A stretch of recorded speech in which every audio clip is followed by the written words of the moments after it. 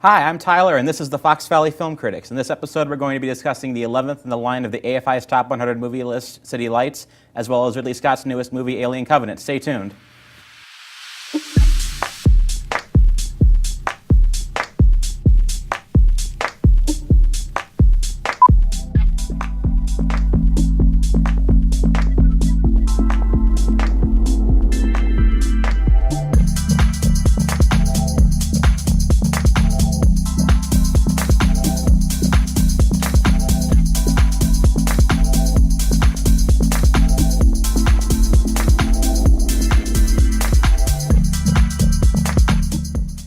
Hello and welcome to the show, brought to you by Groupthink Productions and FVTV. Joining us this week is fellow graduate of the Tribeca Flashpoint College, class of 2015, fellow sound designer and a woman of science, Miss Cathryn Stark. Hello. Thank you so much for coming on. Thank you for having me. So, naturally, as fellow sound designer, I thought that you would be the best pick to talk about a silent film with, so... Oh my God.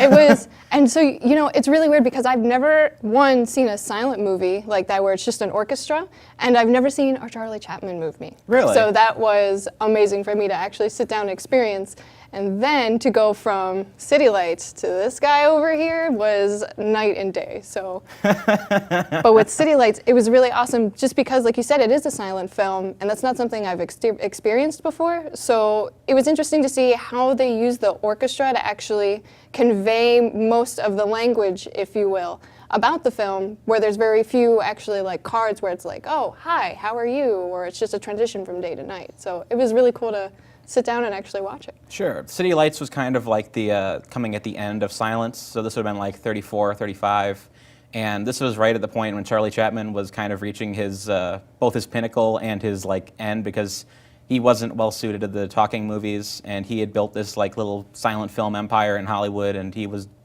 huge, and for this one in particular, this one was released just like a few years after sound films were starting to come out and were mainstream at this point.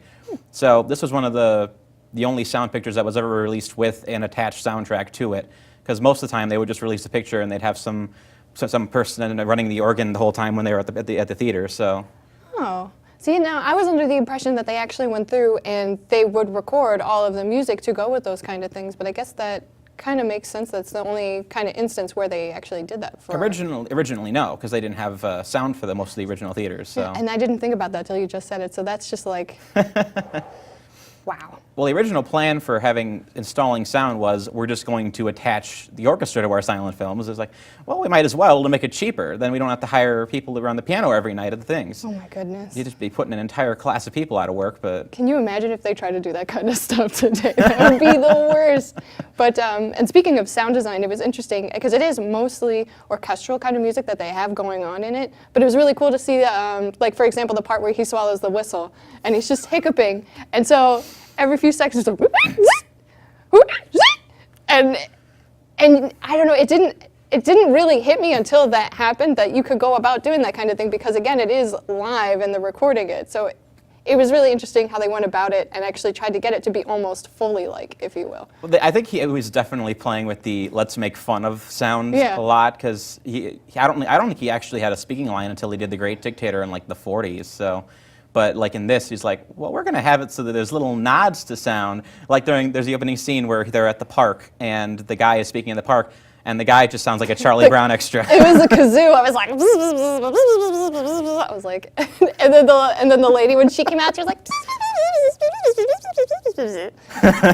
it was great. Yeah, I think that opening scene might be my favorite in the film. There's a lot of great like individual scenes in this film. Like, I don't get the sense that there's like a major story going on. It's kind of about him working to raise money for the blind lady to fix her eyesight, but like it's very episodic in that kind of story sense. But so a lot of it's just like moment to moment gags and coming up with ideas, and a lot of it's really clever, especially that opening scene where they're unveiling this brand new statue for the city. It's this beautiful new statue, and they lift up the tarp, and you just see Charlie Chapman's The Tramp just sleeping on it, and everyone just faints. It's like, good heavens, there's a hobo on it.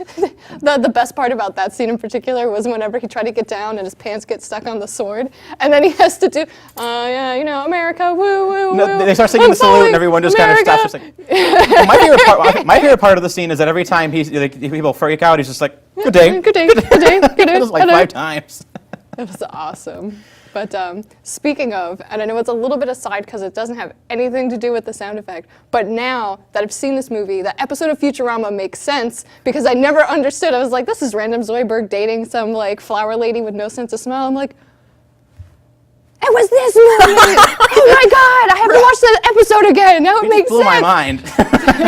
It was so good. Did you not remember that episode? It's or? been forever since I've watched my Futurama, but I watch it in the background all the time when I'm trying to get some work done, and that actually just like a few days ago that episode came back up, and I was like, oh yeah, that's so cute, that's a fun story, and then it's like, she's selling flowers and she's blind.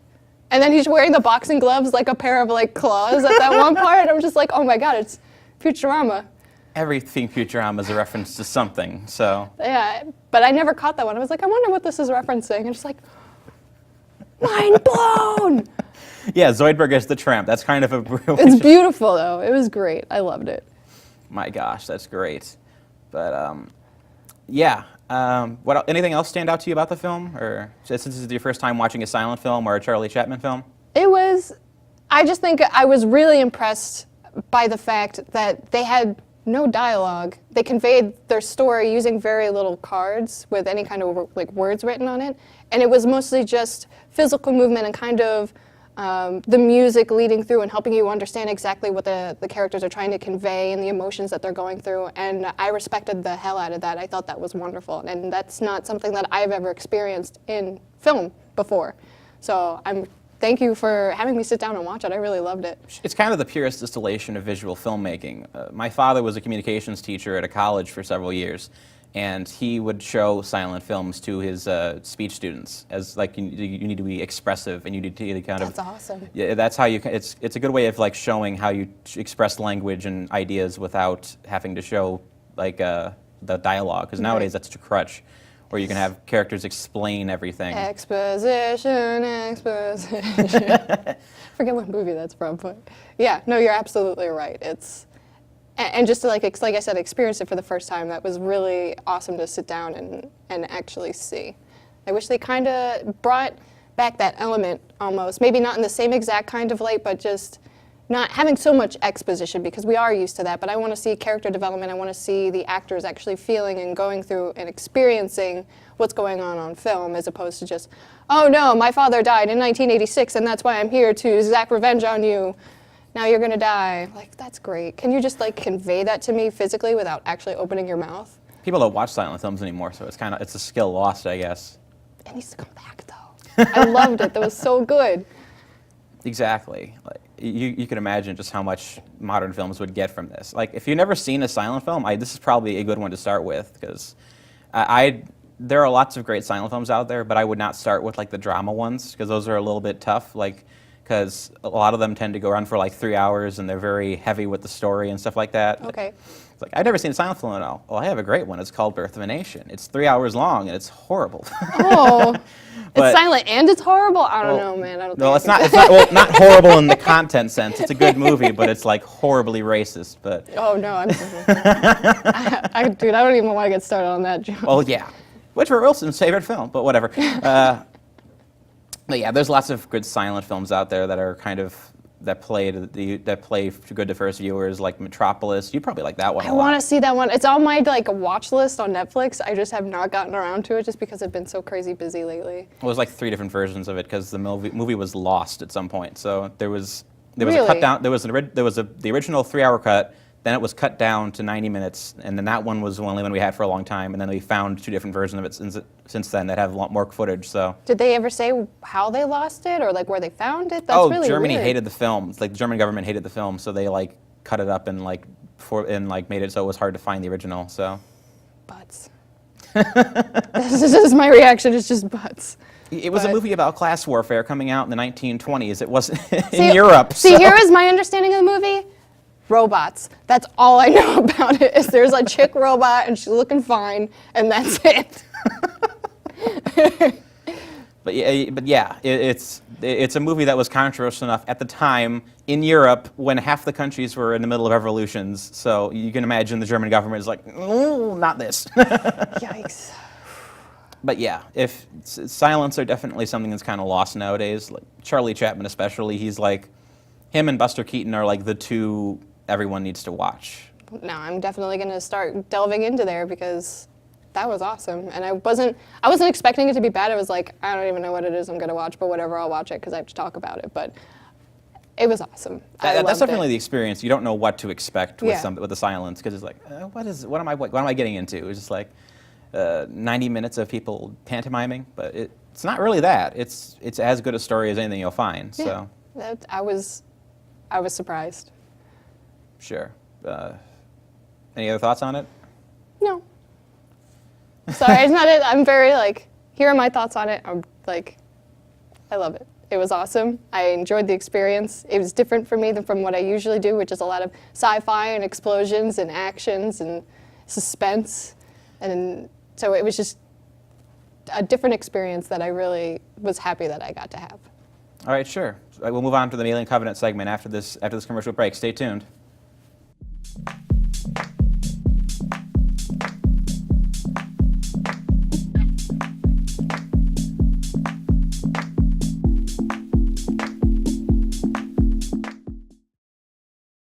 Does this help at all?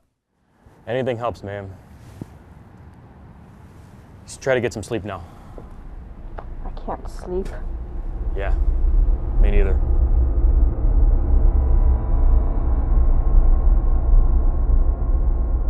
I'm on my way.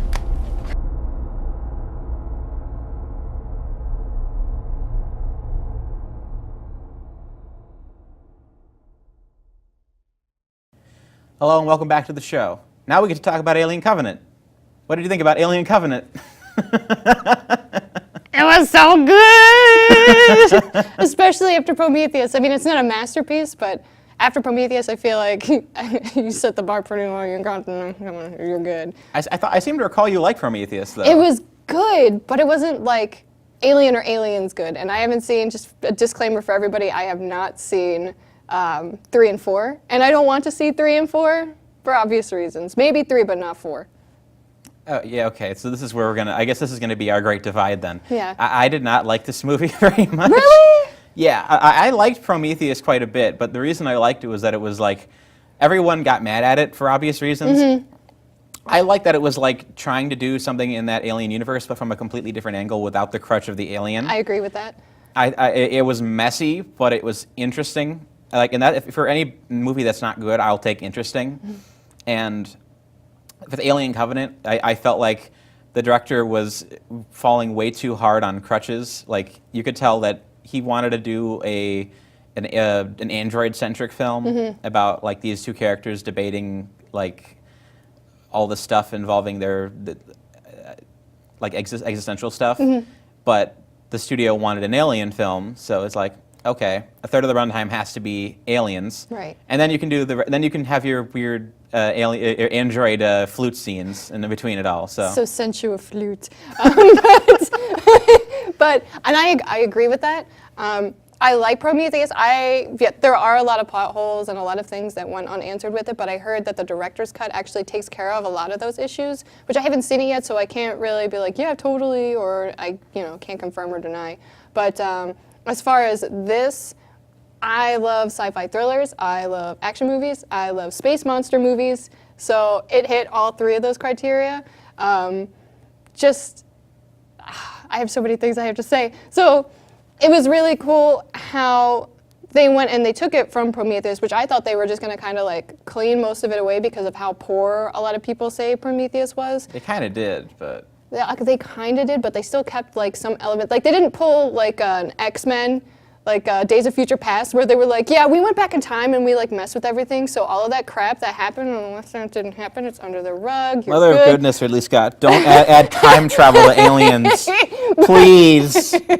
But yeah, they did spend a lot of time on the androids, but I liked it as far as like a story element, because for me, it's like, I want to know, okay, you have this so-called perfect killer, but how did we get to this perfect killer? Because that means it would have had to go through the evolution of all of these sorts of things and get the genetic components from all of these different sort of species to actually get to where it is. So for me, it was like, oh, okay, cool. So they took this and this like thing over here, and then he did like scienced it up, and it was just really interesting from my standpoint, just scientifically to see, all right, so here's a possible idea of how we could have gotten to this point, if that makes any kind of sense. Sure. My problem with that is just that it kind of breaks the lore of the original film. Oh, yeah, there's a lot of plot holes. I'm not denying that. Well, part of the original film's like idea is that you don't know what it is, and you're going into it not knowing what the thing is, and you're watching its life cycle play out and take its toll on the crew. So having all of this like written out and explained, not just that the life cycle of the aliens, which they had already gone into extremely during all the other films. Like Alien basically explains how the life cycle works. Aliens basically does. And I'll say I actually do like 3 and 4 a little bit. Like they're not good movies, but as I said, they're interesting movies. Alien 3 is the first David Fincher movie, and Alien 4 is one of Joss Whedon's earliest scripts. So. Oh, that's right, he did do 4. Yeah. So I guess, okay, I'll have to see them on those 2 merits, and because I guess I'm going to have to see them at some point. But, I mean, it's just more of the scientific, like, okay, how can you manipulate these sort of things to make this creation? And especially as far as, like, an android and the robotic kind of nature of things. And, okay, well, you're my creator, and now I want to create something because I'm better than you. I'm an android. Like, clearly, I'm not going to debate that kind of thing. But one thing that did kind of bother me about the film in general was, oh, we scanned all of these planets out here, but we didn't see this one that's like perfectly habitable with all of this kind of stuff on it. Can you explain that to me? Because like, I mean, you had the engineers that lived on that planet, but we didn't find it. But they're thousands of years old and they've been there forever and they're our creators, So but we couldn't apparently find the it. engineers were still alive at the just years prior to the film existing? Right. That's why I'm like, okay, so how didn't you find this perfectly habitable planet with a bunch of life on it? Yeah, That's the thing that bothered me the most, to be completely honest. Yeah, so the engineer plot should have been pushed forward if they're going, because that's the one he wanted to do clearly. And yeah, and that's what's so disappointing to me, because when watching Prometheus, that killed off the question is, why were the engineers trying to kill us? Where are their creations? What's going on with that? Well, now we'll never know because they're all just like, done. Yeah, I don't know why he'd do that. Like, I guess he's saving it for the plethora of sequels he's planning. Oh, God. The infinite number of Alien Covenant Just please, sequels. I don't want it to be like a Transformers where we have like Transformers 5 coming out. Like, just let it go. Here's the thing.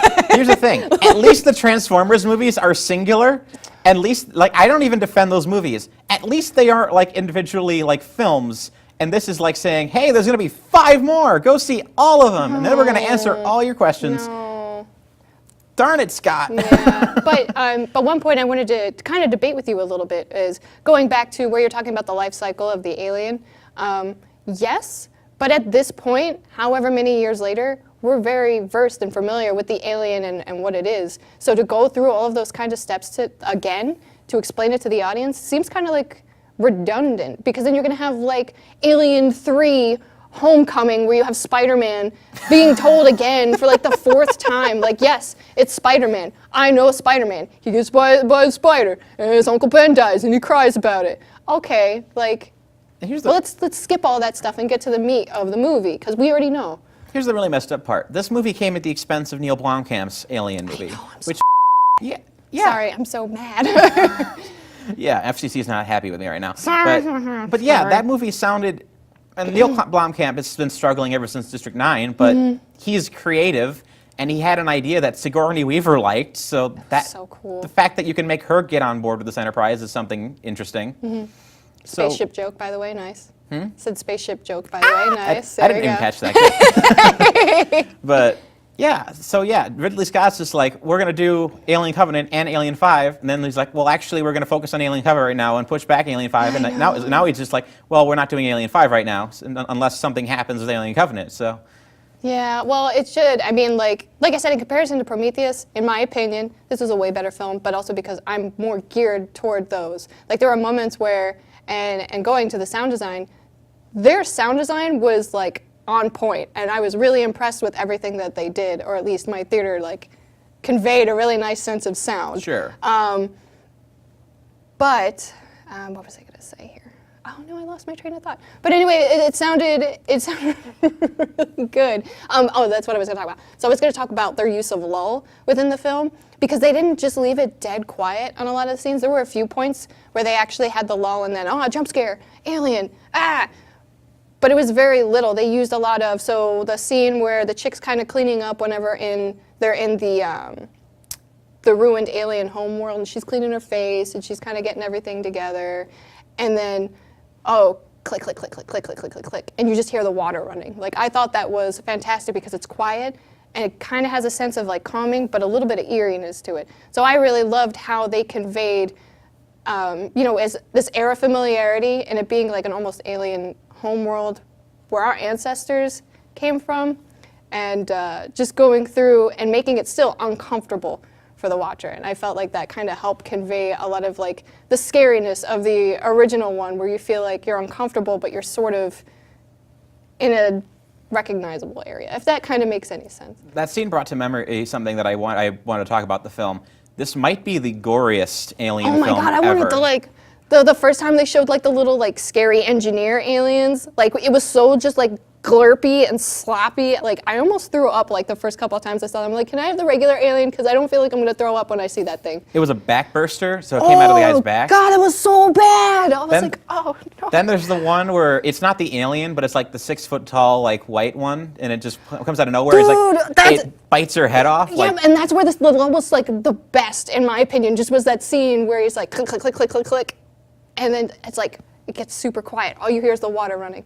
And then just like breathing in her face. And then like done. I was like, oh like, oh my God. There was a little misdirection too, because you thought it was tiny initially, and then it just pops up and you're like, oh. Oh no, like, well, it makes sense because the engineers were, one, like super translucent and kind of white, and two, like super tall in comparison to us anyway.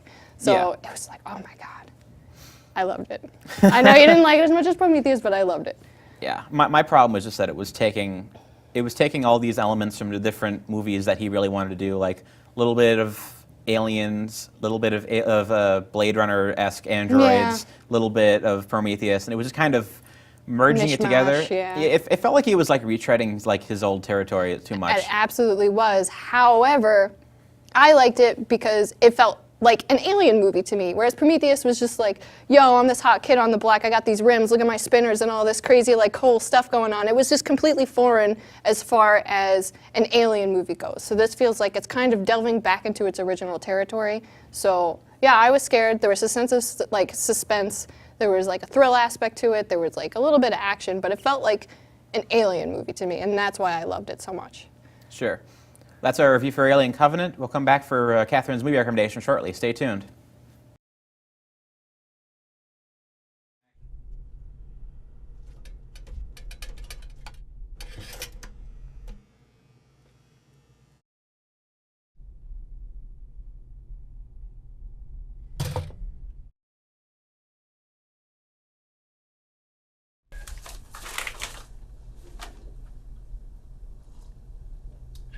Good coffee, huh? Oh my God! What are you doing in my apartment?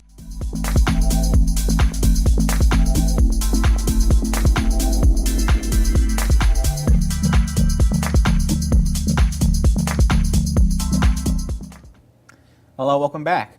Now Cathryn's going to offer us a movie recommendation for the week. The Fifth Element. And that's it, the show's over. No, I'm kidding. But the reason I say that is, one, like I mean, I have the tattoo and everything like that, and I'm a big fan of it, but also it's super relevant because this year is the 20th anniversary of it. So I had the pleasure of actually going ahead and seeing it in theaters for the first time since that movie was released in, I think it was 1998, and I was like 7 or 8, so I didn't really get to see it when it came out. Yeah, I can imagine. But I love sci-fi. My sound design, most of it takes place in sci-fi. As you heard me go on for however long about Alien, and you had to stop me because I would have still kept talking about it. I love sci-fi, and this is very much a quintessential Katie movie, as I like to put it.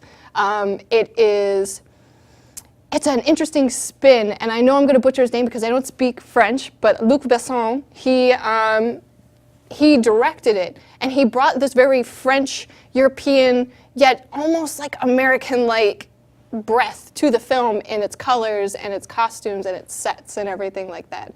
So you have the fifth element played by Mila Jovovich, and she is the one that has to save the universe from essentially death. So she ends up getting blown up, and long story short, she gets brought back to life by means of this scientific device that they have somehow in the future, like maybe 100 years from now. And so she goes through and she meets up with Bruce Willis and Ruri Rod, played by, I think it was Chris Tucker that did that one. Yeah, Chris Tucker. And it's just so sci-fi, and it's wacky, and it's fun, and it's in your face. And I've watched it at least 1,000,000 times, and I will watch it another 1,000,000 times because it is that good of a movie. You mentioned it has a European feel to it, and it kind of reminds me of like RoboCop, like in that sense, because same European director comes to America as a blockbuster, just like it has that same kind of breath to it, where you have an auteur, like European director, doing this kind of style of film. So. And one thing I thought was really funny, so whenever I went to see it in theaters, I took my dad along because he's the one that introduced me to the movie, and that was like the most fun I've ever had in a movie ever, was with my dad, so it was awesome. But they had these little interviews because he's working on Valerian right now. I was going to say, he has another film coming out this year. Oh my God, I saw the trailer. I want to see it so bad. I want to work on a movie like that more than anything else. That's like my thing that I want to do as a sound designer, is just work on sci-fi films. Sure. But it was really cool because he was talking a little bit about the fifth element in his interview. They had a little behind the scenes for Valerian before they actually showed the trailer. And it was interesting because he was like, whenever I was showing test audiences out in Europe, they were telling me this is a very American movie.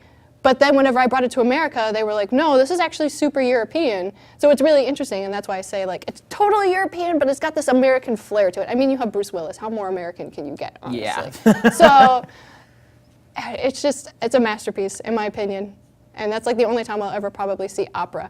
And then if you go online, so Lady Plava Laguna, who's the blue alien lady who does the crazy opera stuff, first off, I found out that whenever they were writing that opera piece for the film, they wrote it alien for the vocalist because she actually couldn't sing that high because that's too high for a human vocal range. And so they had to edit it and do a whole bunch of stuff to actually get it to sound that good. But then now, if you go online to YouTube and you type in World's Got Talent, one of those kind of shows, I've seen so many people try to actually reach that, and some of them are getting really close, and it's insane to see just because of how high pitched and quick you have to change your vocals around. All right, that's a good movie recommendation. So, oh my God, see it. That's all. That's for our show. You can find more of our reruns of the show at the Groupthink Productions YouTube page. You can follow me on Twitter at @AntisocialCritI. Do you have a Twitter you want to put? Damon Stark, DamenStark. Sure. That's our show. Have a good day.